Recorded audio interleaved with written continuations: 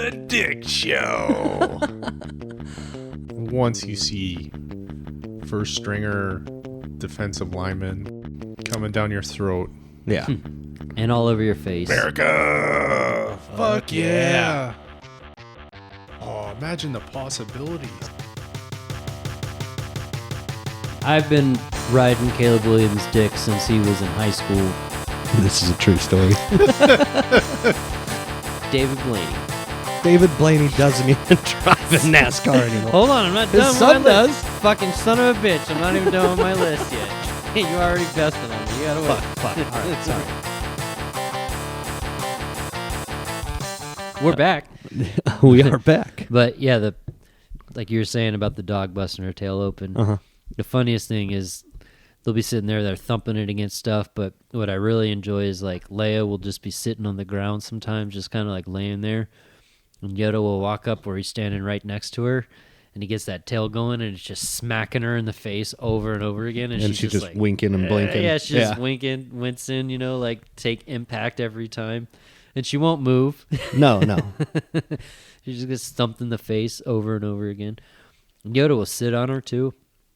They'll be in the garage or just anywhere. Like Leia will lay down, and then Yoda will come over and he'll sit on top of her. So he like sits his butt on top of her, and he just stands there looking around like, "What's up, dude?" We've got my puppy in studio right now, flinging her tail all over these America's chairs. favorite puppy. That's how this conversation got started. Dude, I had another dream last night here about we go. dying in a plane crash. What? Have I never told you that whole thing? Oh, boy. I'm convinced I'm going to die in a plane crash. All right. I've had recurring dreams about dying in plane crashes since I was a fucking teenager. All right. And I had another one last night, which was insane, And it was weird. In this one, like, we were coming in and we were, like, almost about to land. And then as we were started about to land, like, shit got haywire and we started spinning. And as we were spinning, like, everybody's, like, kind of freaking out. But then it leveled back out. But then instead of going straight down, we were kind of going down at, like, an angle with, like, the tail, like, angled down and the front of the plane angled up. So I, like, looked out the window, and I was, like, I could see the top of buildings. And we were getting closer to the top of buildings. And somebody yelled out, like, "We're going down!" And, like, right as that happened, like, the tail started turning out, so like we got a side view of the buildings as we were going sideways this way, and then I fucking woke up like right before it would have been impact. Jesus. I've no bullshit. I can't even count them on two hands the amount of times I've died in plane crashes in my dreams. Huh. Interesting. Yep. So stay the fuck out of planes. Yeah, and I still use them sometimes. Wow. Yeah, I'm convinced that's how it's gonna happen for me. Well, time will tell. Yeah, just don't ever go on a plane with me, dude. Right. Yeah, no, wherever. If we're going somewhere together, I'll meet you there. Dustin, I got tickets to the Super Bowl. Yeah, I'll meet you there. We got to fly there, though. Nope. It's in Vegas. I can drive. Yeah, that's 4 hours. I'll be good. Yeah. Well, I'm not overly fond of planes myself, so yeah. What's weird is like when I'm on them, I'm not like ever nervous or scared. I always kind of go in with the attitude of like you're literally in like a death trap. You know what I mean? If something were to go wrong, there's nothing you're going to be able to do about it. Yeah, the death tube. Yeah, so I'm pretty much at peace with the fact that like once I'm sitting in that plane and we're in the air, I have signed away all rights to like worrying whatever's going to happen is going to happen. Yeah, exactly. At that point, it's out of my hands. Yeah. You know? No, it's the nerves that lead up to it that bother me. The See, days ahead of that I dread it. That's never bothered me. Yeah. It's never bothered me. But once I get to the airport, if I get a few beers in me before I get on the plane, Right. I'm normally okay. And see, I like to I'll eat an edible before I get on a plane too. That's probably something I should consider. And some people don't like it because then they're like in this Freaking little out. area and it's like, Yeah. they They get feel that trapped. And then especially if you get like turbulence or like you have that little drop, that can really freak you out. That can play with some emotions inside. But I like living on that edge a little bit. You know what I mean? That's what keeps you I'll right. stick with my beers. It My keeps beers you right, seem man. to work. I think people will say it's paranoia or whatever whenever you're high like that or the anxiety kicks in. I never get that anxiety feeling. I just I absorb it in for a second. And I'm like, oh, it's here. Like that moment of That part of the trip. that moment is here, right? Enjoy it. You know what I mean? It's been, my experiences are inconsistent. I don't always get that, but when I do, it can be intense. And I remember having an intense one night on the way home from pool, and I was in the passenger seat of your car freaking out a little bit.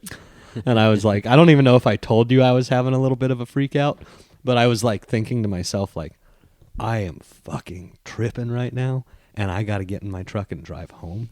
And this is bad. This is all bad.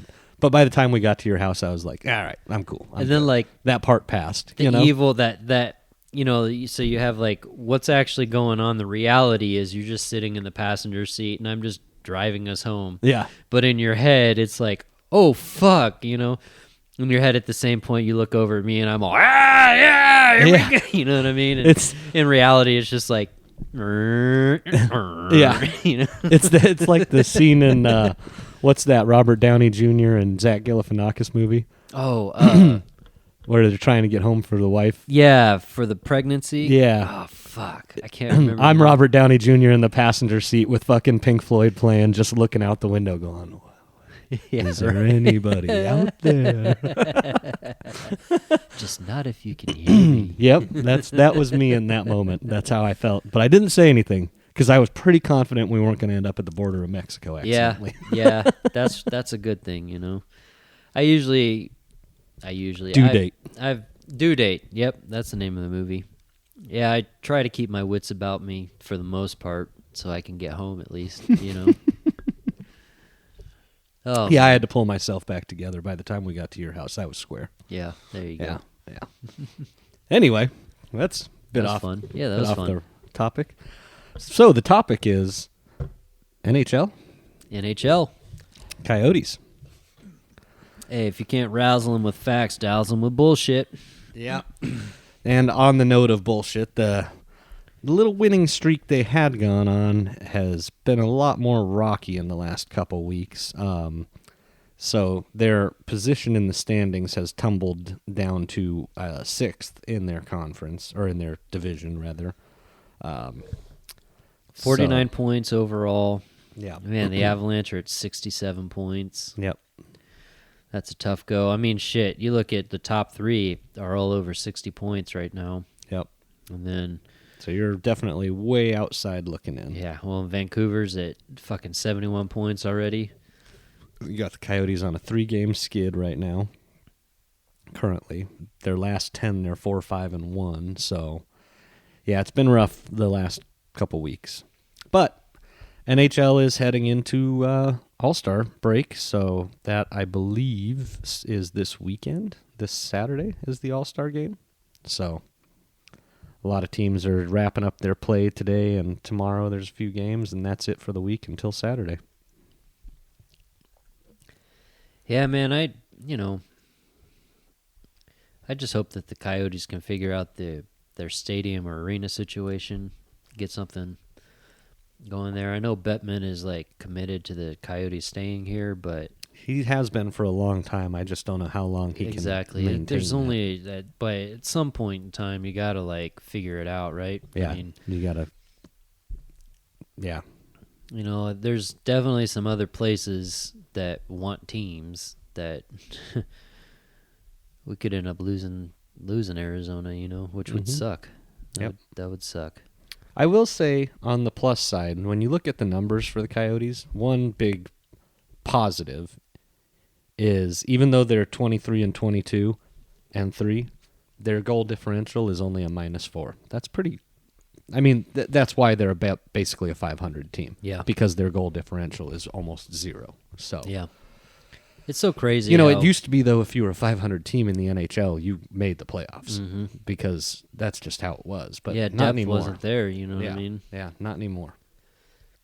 And even now, you look to your point, right? Like these these differentials and stuff when it comes to like especially depth of a team. Like it's harder to have a consistent league or a consistent record when every other team is playing at least to that level, if not better. Yeah. You know what I mean? And it's unfortunate with the market situation and the questions with ownership over the years and all these questions that aren't necessarily dealing with the product that's on the ice. Right. And this is the stuff that the Coyotes have to deal with. And unfortunately, with all that, They have been for a long time. Yeah, and they have been, and they've never had a chance to have like a consistent budget or a consistent team or even coaching staff. Group to kind of like help this team along. They've had moments where it's like, oh, this roster's bright, like it looks good, and then they trade away 3 or 4 of the players. Yeah. And then the ownership changes, and then the coaching changes, and then it's like now we're right back to where we were 3 years ago. Yep. And then we take these kids, oh, it looks like they're all right, and then we trade away 3 of them, and it's been a weird situation. Just even with the Mullet Arena, like that's cool, but it fucking sucks. We can't just go watch a hockey game. Yeah. Yep. I mean, Yeah. It's a bummer, dude. It is what it is. But Yeah. What about NASCAR? Want to talk about that for a sec? It's almost back. Dude, this weekend, the Clash. How about that, man? This weekend is the Clash. We're kicking off the season, and obviously a non-points paying race, but going back to the Coliseum for the 3rd year. Kelly's defending his title. Oh, we'll find out. I don't think the Clash goes in as part of the league, the Pick'ems, so I don't think that one's in there. But it's going to be far more difficult That's this season. That's exactly what I was just about to say. This year's going to be the telltale, right? Mm-hmm. We got a whole season. And these picks, man, it was like we lucked out as far as all of us being able to pick all the best drivers and the races that mattered. Because we only did it for the playoffs. Exactly. Yeah. So now coming in with a whole season. 36 races. 30, and there's what? How many drivers in a field now? 40. 40? Yeah, so, I mean, shit, you got to pick the right one at the right time, And some of these early races, so this is something, I don't know, kind of strategy-wise for a whole season like that. Like, you got to pick and choose the races you pick, like, the low guys. You know what I mean?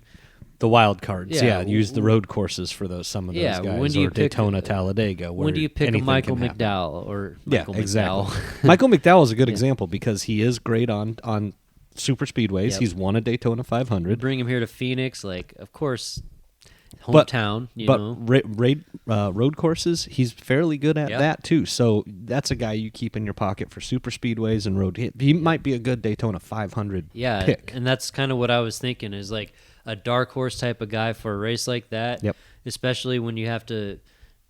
Again, you don't want to burn a pick like that in the first race, though, either. You know what I mean? Because you might need that in another race later on. Right.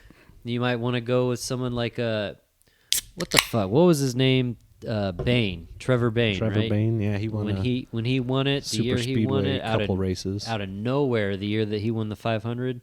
Ricky Stenhouse won it last year, the only race he won. Yeah, so you almost of look that season in a situation like that. It's like there's going to be the guys that are going to be good there, but when you have that many races to pick from, you definitely have to choose certain races to pick those dark horses. Bubba Wallace. Yep. He's always good on super speedways. Yeah. But remember, there's 4 of those a year now. Yeah. I mean, you got two Daytona, 2 Talladega, and there's almost really 6 because of the reconfiguration of Atlanta. That track races like a super speedway now.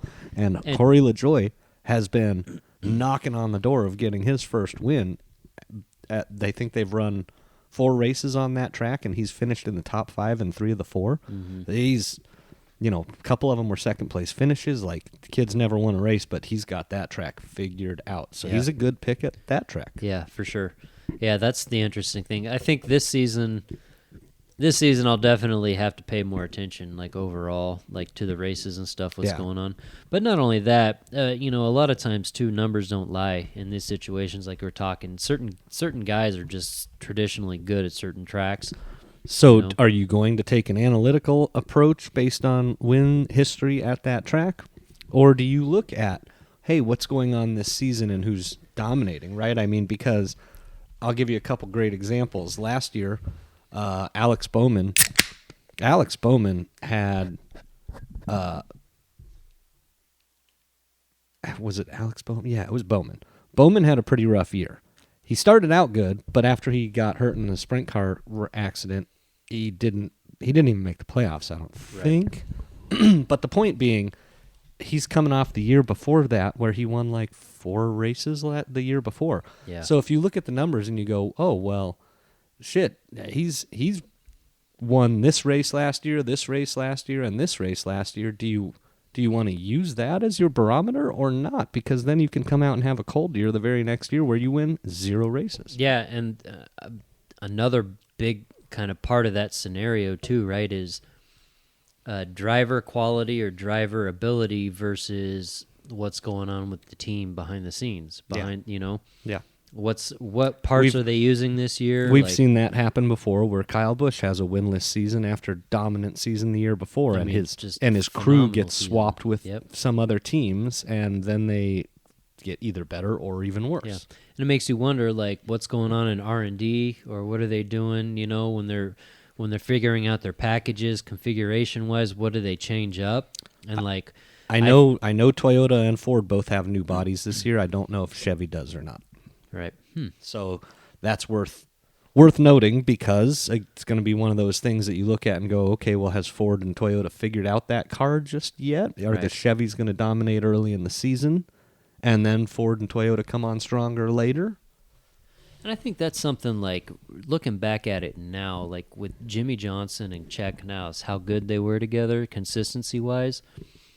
It was, they were so dialed in on not every race, right? You can't be that dialed in on every race, but specific races, specific tracks, even specific parts of the season, right? Like, yeah, that was really the key. The playoffs is when they came in. Where they dialed it in. They had the right approach to get to the preparation point of where we need to be at this point, and now let's go. You know what I mean? And it's crazy to see that, because, again, talking about it, the inconsistencies, right? You might get a good driver with a good team, and something changes. Whatever it is, your approach changes as a team, and everybody struggles from it, Yeah. Well, you got to keep this in mind from your point. As many races as they won 7 championships, but Jimmy Johnson won less races in his career than Jeff Gordon did. Right. And won more championships than Jeff did. So, Gordon was far more locked in, you know what I mean, on the races. But to your point, Jimmy just always got hot in the last 10 races of the year. And frankly, there's always been the argument that, well, if they changed the format the year after they changed it, Jeff would have won the championship. Ifs and buts, right? Yeah, right. Like if they had changed it a year earlier, Jeff would have won that year. So he could have been a 5 or 6-time champion based on just the timing of when they chose to make the changes and go to a playoff style format, Yeah. So who do you think, or do you think that there's any driver now that's going to even come close to a Richard Petty? Or, Gordon's third, right, with 93. Yeah, but nobody's ever going to win 200 races like Petty did. Like, is anybody even going to get close to 200? No, you can't. Then here's part of that. Back when Petty won that many races, they were racing 2 to 3 times a week. Yeah, it wasn't just Sundays. Well, not only that, too, the disparagement between the best teams and the worst teams. Yeah. There wasn't the gap was so much different back then, right? Right. But having 80 how many races, of those races do you think Petty cheated for? Oh, a lot of them. But having 80 races in a season makes it a lot easier than having only 36 to get to that number. And to your point, right, when it comes to that, it wasn't such a big time advertised. I don't think Petty won a single race in his last 10 years or so in a Cup car. How crazy is that? He retired in 1993. When was his last win? I don't know. I might be able to pull that up quickly, huh? Oh, here we go. His last win was in 1984. So for 9 years before he retired, he didn't win a single race. Yeah, that's crazy. And then, His last 4 years, he only had 2 top 10 finishes in his last 4 years of racing. So you want to talk about 10 wasted years in a car? Like, how many more wins could he have had? Okay, so let me ask you this: how many poles do you think he had from 1980 till when he retired? 4 or 5? 0. No. Wow. From 1980 to 92, he didn't have a single pole. Yeah. That's insane, man. Yep. Different Yeah. race too, though. You know. I mean, Yeah, for sure. Different strategies, different standards. Yeah. Yep. Completely different. They're No smoking doubt. in the pits. They're smoking in the car. car. Yeah. I think that guy was smoking a cigarette on the field. No, I saw it. I saw the smoke and everything. He ain't a Winston Cup winner if he's not smoking while he's driving. Yep. There's some good content. If you listen to Dale Jr.'s podcast, his download, he did a whole thing where I guess his dad was asked to write about his experience as a driver for a local newspaper once a month during his like rookie season. And not a lot of people knew about this, I guess. But Dale did a series where he read the articles his dad wrote for him, and to listen to the stories, it's pretty damn funny. It's pretty crazy. It changes your opinion on who Dale Sr. was and what his thought processes were. Right. It's pretty cool. You know, it's cool now to look back at all that stuff, especially like most of that stuff was even before I was even a big NASCAR fan or could appreciate it. But as I've gotten older, you know, you start appreciating some of that other stuff, right? And to your point with that, like, I always think it's cool to start learning about those people outside of just being a great driver. You know what I mean? Stories about, you know, even stories about at the racetrack or like stories in the shop, you know, stuff like that, you know, that you don't normally hear. It's always cool. One of the big ones with Dale Sr. was that he was a marketing genius, and nobody really knew that or didn't appreciate it in his time. But when he saw Jeff Gordon come in, he immediately went to Jeff and said, "You and I are going to make a lot of money together." And you know, basically, I wasn't there firsthand. I'm just telling it based on some of the and what you've some of heard the stories and what I've they've been seen what has in been shared. documentaries and whatnot. But basically, he understood, I'm going to paint you as a kid, and I'm going to be a villain, and half the people are going to love you, and half of them are going to love me, and we're going to beat and bang on the shit out of each other. At the end of the day, we're both just trying to win races, but here's how we're going to make money. And I want you and me to go sign deals with Action Motorsports to get die casts, to get shirts, to get this, to get that. And he just knew. The minute he saw Gordon, he knew that's the guy. That's the yin to my yang, and we need to take advantage of it and make this as big as possible. Yeah, and it's funny that because the point I was going to make, and you hit it right on the head, take Gordon out of the equation, but his ability of use of sponsorships, right? Like the ability to understand like the use of these advertising dollars we're making, like make the most of it, right? Like do this, do that, you know. And for him, it was always about the racing, right? Yeah. But the money he saw before. Nowadays, a lot of these guys, I mean, especially with social media, right? It's all market yourself, market yourself, market yourself. He was good at being able to market himself with those sponsors that he had before anybody else even really thought about it. You know what I mean? And that's, you know, that's another one of those things that set that family apart and him apart when it came down to it, you know? Yeah. No, I mean, and you hear, not to switch gears, but you hear a similar story if you watch documentaries or A&E's biography stuff about Stone Cold and The Rock. Dude, Stone it's so Cold, funny. He knew Pro right wrestling, away. man. He knew right away that was the guy that they could have the most chemistry Yep. together with, and he went to him and said, "Let's do this." I've been getting into watching all these fucking like documentaries or biographies, you know, 30 minutes, however long, on like wrestlers and like the territories. Yeah, and, History like, Channel. Yeah, Yeah. history, all those History Channel stuff, and like Dark Side of the Ring. I don't know if you're familiar with I've the heard of Dark that, Side of the Ring. Those are good. But yeah, I've been getting into just those side stories or the stories like it's like the stuff we grew up with that was we looked at it one way. It's, you know, like Hulk Hogan, right? Like as he was like a hero as a kid, you're like, oh my God, this guy's like the guy. He's a hero. No, he's an asshole. Yeah, he's a fucking asshole. Like using drugs, all this shit. Like all the stories of the, you know, just the behind the scenes stuff of like all of that whole scene. Yeah. You know, like it's fucking dirty, gritty, grimy, but they polished it up nice. Yeah. You know what I mean? Ric Flair, same thing. Right? Oh my God, man. Like unbelievable stories. You know, like the plane flight. Have you ever heard that? Like what do they call it? Like the plane flight of death or whatever. Mm-mm. It was like the big flight when like it was however many of these superstars in WWE at the time. They're coming back from a show in like London and coming back over. And I mean, like Ric Flair at one point was like stripped down naked, going up and down the aisle, swinging his dick around. One of the guys was like trying to fuck like the stewardesses. Like, I mean, shit was going on. A couple of the guys started fighting. When somebody was, oh god damn, you never heard? Oh no, Jesus, I'm gonna have to look into this one. yeah. So this is like one of the most infamous stories of like wrestling things outside of in the ring. It's like this plane flight, this one flight. Yeah. Yeah, you definitely have to look that up. Huh. That they did there's been a couple like biographies and stuff just about that flight.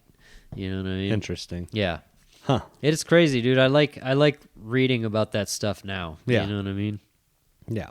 And even baseball, right? Like think about when we were kids, like those guys were superheroes. You know what I mean? Like when all the home run shit started happening, like really busted out, you know, and of course baseballs, they don't give a fuck, man. Look what's going on. But what's behind the scenes Yeah. for all that wholesomeness of like this is how the game should be, and this is all the excitement. And look at all these kids and fans and yada yada. What's going on behind the scenes? Yeah. McGuire Fucking and Sosa. drug use. You know what I mean? Yeah. And baseball's so prevalent with drug use too over the years. You know, like You want to talk about scripted?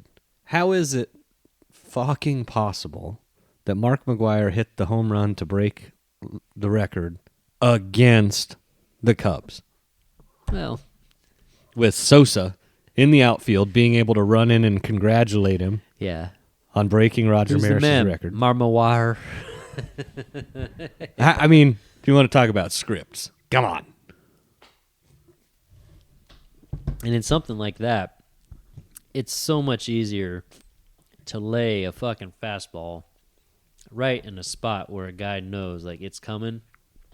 Give it to me, baby. Just just throw it right there, buddy. Yep. I like it middle in, if you could. Yeah, just tell the catcher middle in, give him the one. Yeah. Anyway. Dude, I love, you know, it's weird as I get older, like I love sports. I mean, it's always been a part of my life, right? But certain things like with NFL, I'm just almost to a point now where it's like, give me a reason to stop watching NFL. You know what I mean? Because the rule changes, the way things go, like, and it's not even the shit with scripted. I've never believed it's scripted. No, I don't believe that either. Those people belong in the same boat as the flat earthers, in my opinion. You know what I mean? They can all fucking suck a dick. But when it comes down to it, like as I get older in sports, my realization has shifted from like where it was just a game to now it is a business, right? 100% it is. And I understand that as a fan, and that's another thing. Even the word fan, like I don't necessarily say I'm a fan anymore. I would classify myself as like a sports enthusiast. Because I'm not a fanatic. I'm not one of those guys that's like die hard. If my team loses, I lose my mind. Oh, yeah, you're not like punching your TV Yeah, and ripping you it know, off the like wall. I'm not that fanatic anymore with sports. I just I appreciate sports and I love it. And I can watch, you know, I've got my teams, but if there's other teams there that's not my teams, it's not like, Oh, yeah. I'm you still know, going to enjoy the fuck out of it's- a Super Bowl. There's plenty of people out there that are older than us that are like, you're a fucking traitor. You know Yeah, what I no. mean? Like, but when it comes down to it, as I get older, like like with the NFL, man. Me like, sitting here wanting to see the Lions go to a Super Bowl. That's Right. As a Cardinals fan, that's like, fuck the right. Lions. Well, know? at least you But weren't no. like, I want to see San Francisco go. Oh no! See, as a Cardinals fan, Right. that's taboo right there. Right. No, but you're right. I mean, it does change over time, and I think I enjoy more the history of the Yep. sports and Backstories and history. It's funny you brought all this up, though, because I was just thinking about this last night. I saw yet another commercial for, what is it, the UFL now? USFL or whatever. Well, no, now Or it's yes, the UFL. Yeah, that's because right. the USFL and the XFL have united, right? And they're talking about how it's going to be the greatest thing for football, XYZ. And I'm like, you know what, though? You're not the fucking NFL, and I'm not going to watch. They said still. the greatest summer league football or summer football league there is. Yeah, well, you're the only fucking But I guess what I'm getting at is, especially when it comes to football, baseball, and basketball, they are so American yeah. that you cannot take this. You can't take on the NFL No, and expect me to absolutely not. gain me as a viewer. It's just not going to happen. No, absolutely You can't not. take on the NBA and expect to gain me as a viewer. I don't even watch the D-League bullshit and the Summer League shit that they do. I don't watch any of that. And you can't take on MLB. Nobody's tried. You can't take on the NHL. Obviously, it's far more international than the other three, but it's still considered because of the trophy. Mm-hmm. The Stanley Cup is the penultimate prize in any hockey player's mind, just like the Lombardi Trophy is for any football player, right? Right. The PGA, different story. Everything that's gone on between them and what was it, Live Golf, right? All that. Yeah, Live, yep. But again, the PGA is far more international. It wasn't something. It's different, and look at the infighting and all the problems it's caused. It reminds me of back in the day when IndyCar and kart split into two, and it was a whole mess, right? Well, Like- look at what happened with that Live and PGA thing, right? Like over time, I don't think any of us even still know. Every time It's I hear a they story, merged. yeah, but every time I read a story about an article, Yeah, it, and it I don't think it's contradicts. still official yet. Yeah, I think they agreed to it, but then there's still a bunch of Everything contradicts. I can read Bullshit. one article and it says PGA's in charge, and then I read the next article and it says no, Live owns PGA. Yeah, and it's like, yeah. well, which one's the truth? they're waiting on this agreement, or they've agreed to everything but this, or whatever it is, you know. But and that's something too. I was gonna say is like with the NFL, right? Like not just nationally but globally, there's nothing close to rival to it, you know. And even when you come to another football league, like you've had these other small leagues, but besides from when the NFL became what it is now by the merger of the two leagues, you've never seen anything that can even rival what the NFL is. The only thing that's mildly been successful, in my opinion, is arena football. Yeah. But arena football, It's a different game. And it embraces the fact that it's a different game. Mm-hmm. It has different rules on a kickoff. You can, Yep. if it goes through the uprights, it means something. If it's only a 50-yard field instead of 100. Canadian Football League, even they have their own rules. You can intentionally fumble forwards to get a first down as long as you recover your fumble. Like they have you can kick forward and get the ball and still have the ball. Right. They have different rules and they embrace their differences. But to ask me to invest myself in a football league and put any amount of care or energy into it just because you're playing it while the NFL is in their off season is ludicrous. I don't Yeah. have time for that. Yeah, and it's not going to be as exciting, you know. Like, so that You're really not going to comes have a down Super to- Bowl. You're not going to have Yeah. a Super Bowl, so it's not going to matter. Like, if you're a purist and you're for the love of the game, okay, I can see you sitting there watching them. But at the same time, like, what is your level of expectation as far as a whole game goes? You know what I mean? Like, you're not going to see the highest level of. You're going to see a level of it, Right. but you're not seeing, to your point, the level of the NFL. No, it's guys you that know? couldn't make it in the NFL. It's just the point of, like, when you look at college, right, and you think these guys in college, all of them that make the team, what percentage of them actually play in the NFL? Less than 1%. Yeah, less than 1% of the complete total rosters of college football. Yeah. And so those guys that couldn't even cut it there are now getting a job doing this. And I'm not good for them getting a job if they can play there. But to your point, right, it's not going to be on the same level, and it's not going to even rival, in my opinion.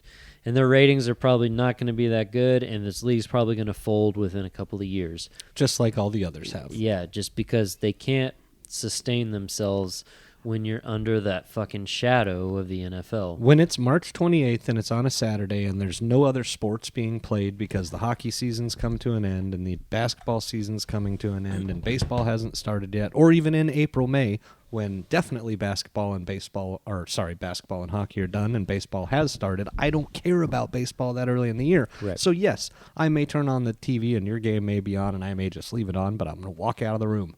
Right. You know what I mean? I'm not investing in it. And another point there, like, look at the NFL and that little thing with the USL or whatever, any of the XFL, USFL, any of them, right? Major League Baseball, they never had another league just kind of like pop up out of nowhere. You've got other things going on with baseball. Sure, you've got your minor leagues. Yeah, you've got minor leagues. You've got your spring games. You've got your summer ball. You've got your fall ball. And you got some of those guys playing the World Baseball Classic, that kind of stuff. But you've never had a league try to come up and rival or kind of like take over whenever baseball's not in season. You know what I mean? Right. Savannah Bananas? Yes, I do. Okay. Big fan. So something like that, right? Or the Harlem Globetrotters. Exactly. Of The baseball. Harlem Globetrotters of baseball. So something like that works, right? Because it's like a sideshow, it's a commodity. Mm-hmm. You don't look at it the same. You're not expecting them to play, They're not competing. and they're not playing the same game. Right. You know what I mean? Like they're Now when there's 5 guys on the mound and you don't know which one's throwing the ball. right? Or you're pitching against a guy on stilts, or Yeah, you know what I yeah. mean? Whatever it might be. But yeah, they're not. They're flat out blatantly not competing necessarily against MLB. Right. Same with NBA. The Harlem Globetrotters are a sideshow product, but they don't have another league that's directly competing with them. Right. NHL, like, what's the most rivaled league? The Russian league, right? The KSL or whatever. Yeah, The either Russian that or Hockey just League. a European in general. Right. Yeah, I can't remember the But names. if you get outside of those, right, and even those, they don't rival the NHL as Right. far as overall, depth and talent and quality. It's a weird thing that there's the USL that comes out, and again, man, good for them, but I don't think it's going to be successful. I just don't see it being successful. No, and just because they put The Rock on the commercials doesn't make And just me because wanna he's watch an it. owner, and Yeah. the same as like when the XFL came out, like Vince Yeah, McMahon, we're gonna make it better football. Yeah. He's gonna puke. Yeah. No. And then what happened? You got caught fondling women that you shouldn't Oh have been. my God, dude. So there's that. That's crazy, this whole thing. He stepped down now. Yeah. No more Vince McMahon. Brock Lesnar's going to... Did you hear... No, I didn't hear that. Oh, Brock Lesnar's that's- swept up in this shit too, man. Oh. I guess he was a part of the sexual harassment against one of the employees. Roid rage. Yeah, I don't know, man. That's just crazy. I don't know, man. I don't know. I All don't right. know, man. Well, should we call it? I guess, unless you want to talk about some stupid shit. Yeah. Fucking call it. Okay. We're at an hour and a half, good little show. Yeah, that's true. Less of Kelly, on the penalty kill. Boo, get back here, Kelly. We did pretty good considering we were on the PK for an hour and a half. Not bad, man. No goals scored. None allowed. Yeah, exactly. That's what I meant to say. Same thing. Hey, we Hey, killed shut out up. that. We Shut killed it. up. We killed that penalty. That's all that matters. There you go. There you go. All right, guys. We'll have fun. We'll catch you next week. Hey. All right. See you guys. You're not gonna even you're not even gonna do it, are you? All right, guys. Enjoy yourselves. It was good to see you here on The Dick Show, live, previously recorded.